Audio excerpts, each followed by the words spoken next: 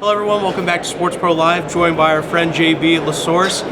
JB, you're here with us. You know, you were a judge for Ignition, and we went and announced the winner earlier today in score play. We'll be speaking to them at some point, but as one of the judges there, you know, with what you're doing at LaSource, with that Ignition process, you know, how are you seeing the industry from a tech perspective with startups at the moment?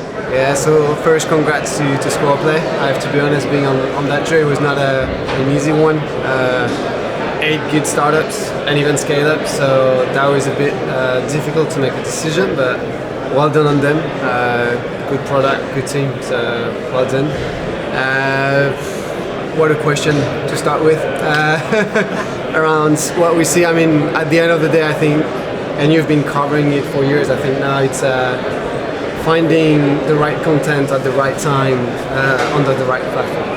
And to a certain extent, the technology has been playing a key role in terms of what you see in terms of change of behaviors, the way you consume, you watch sports, but also you play sports.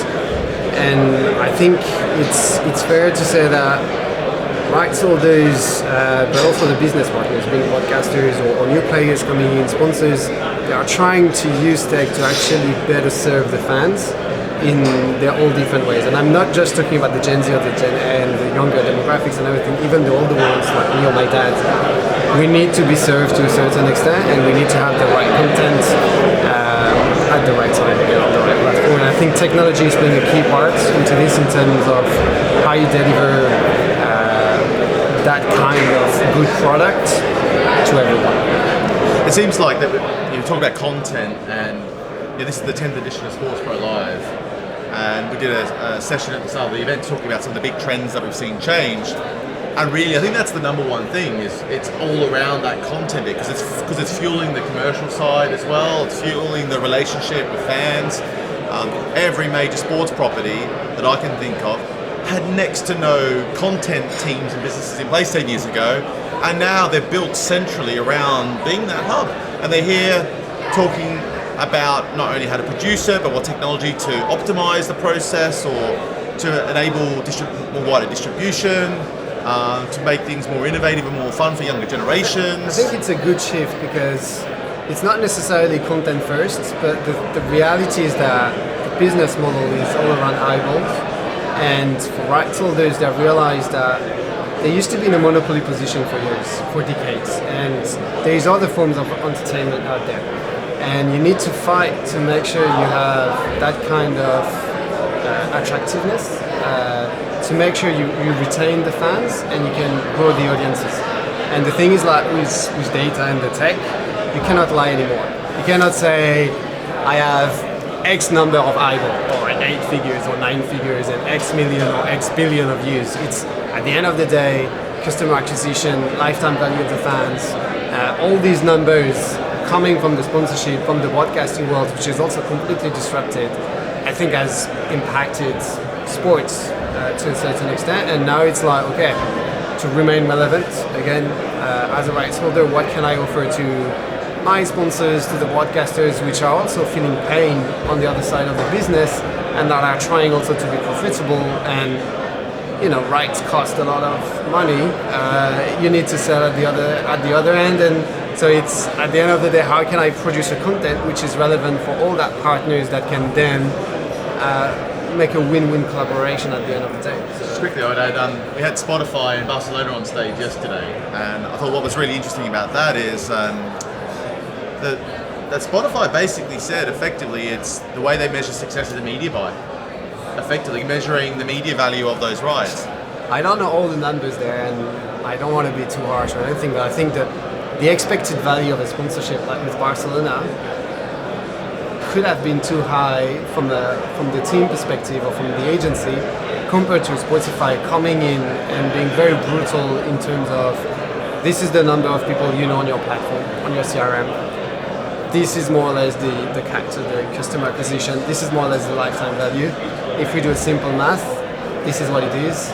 Maybe you have some indirect like visibility and stuff that we can add to it. But if you are telling me that's this number high, I'm telling you it's rather low. And this is where I think the industry is trying to figure out the good pathway in terms of redefining its business model from where we've been to it's eyeball, we splash the money, and sponsors can come in without like asking or demanding too much on the other sides. Now it's very much data driven. It's very much in terms of this customer acquisition and what it can bring, what kind of market you can help me tap into.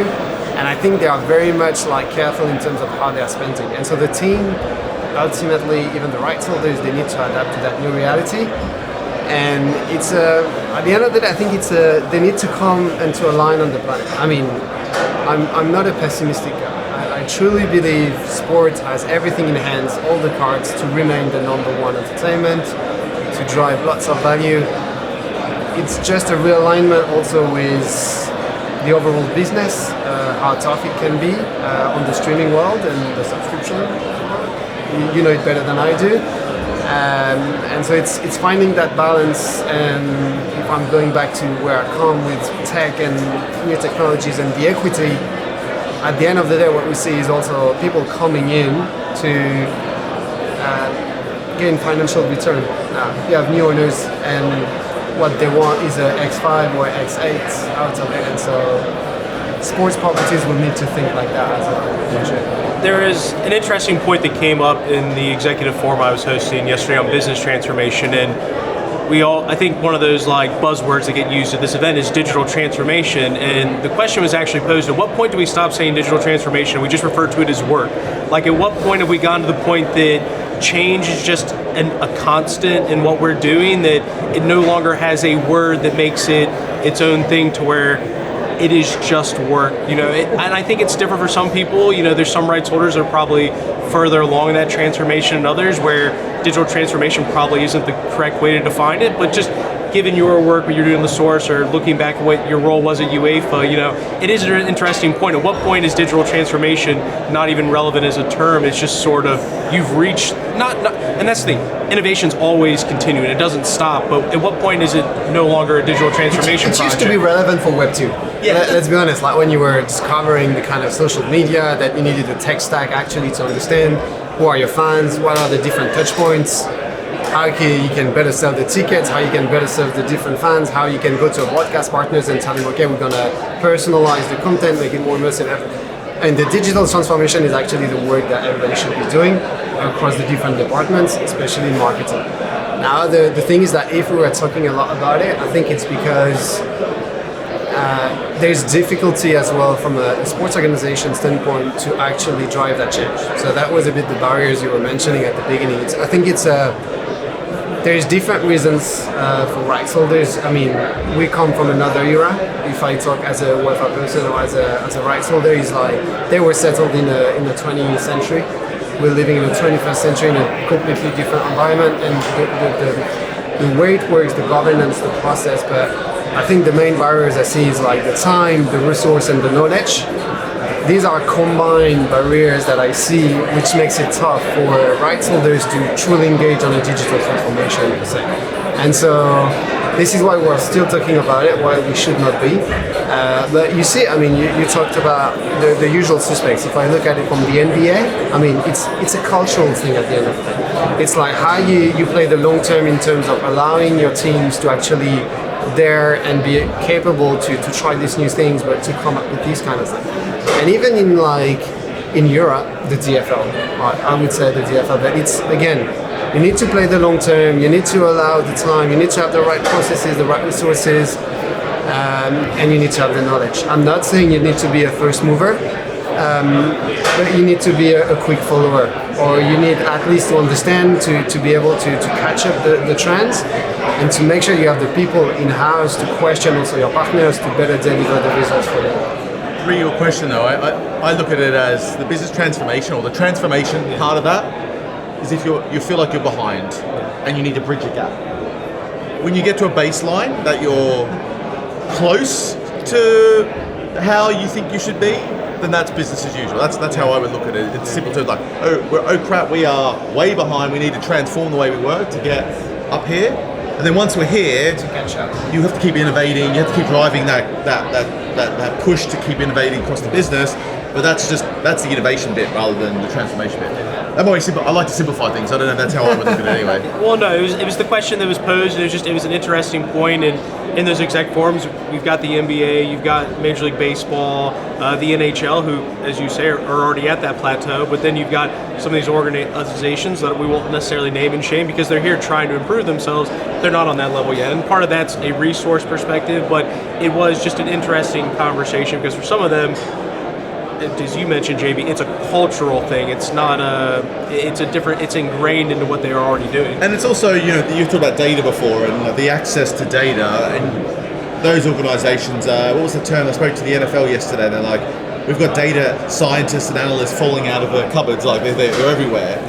And they will be able to start to see, okay, well, in 5 years, this is where things are going to go. So we have to map out that 5-year journey versus the oh shit moment that more probably the lower tier sports might have, or any business going, I think we're actually way behind further before. Things have moved so fast, the innovations and trends in the industry happen. You're like, all of a sudden you've got a lot of work to do to catch up. It's a bit the time I was referring to. It's like very short-term minded, if I can say. And it's cultural as well from Europe, being next match every weekend, and you have the promotion relegation. I think the NFL and the NHL, the beauty of it is they are really business driven in the way they are structured, and the thing is like they look at 10-year cycle. You can invest, you have the time to actually change the things. In different market, I mean in Europe to say that because we're in London, you have 3-year cycle, you've just started to invest or to try something, like you need to resell again, or you go on the road. I think it's the structure itself or how the business is done is also like structurally different, which makes it also complex for other organizations compared to the North American leagues to really be 5 years ahead and think about what's coming up next. Well, that's one of the points Nick's made in the past with those media cycles in the U.S. versus Europe. They're totally different, and that was one of the things I got to speak to the NFL when we were over in the USA.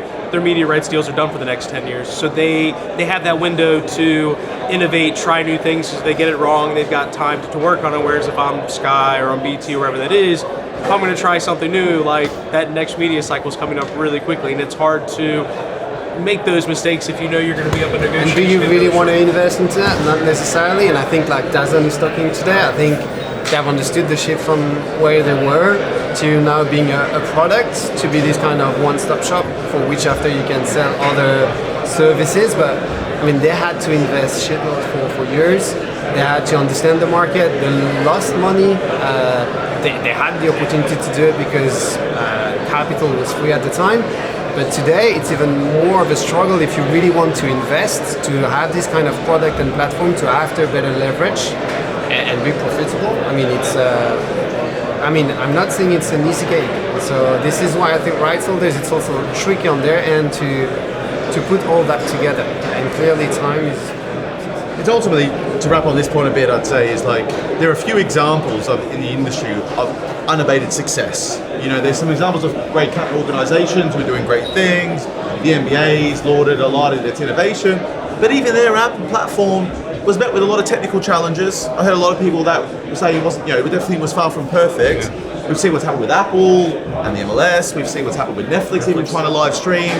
This digital world of content creation, live sports, and all this we're all working it out still, and that's why we're in a great place at SportsPro, because we've got lots of stuff to talk about and debate, because it's never a dull day in this industry. Never. Well, JB, appreciate you joining us, and great. I think this is actually the first time I'll probably ever meet in person, so it's great to actually go and do that. So always a pleasure to have you. Thank you again for your help with Ignition, because certainly we can't get off the ground without the help of judges like yourselves.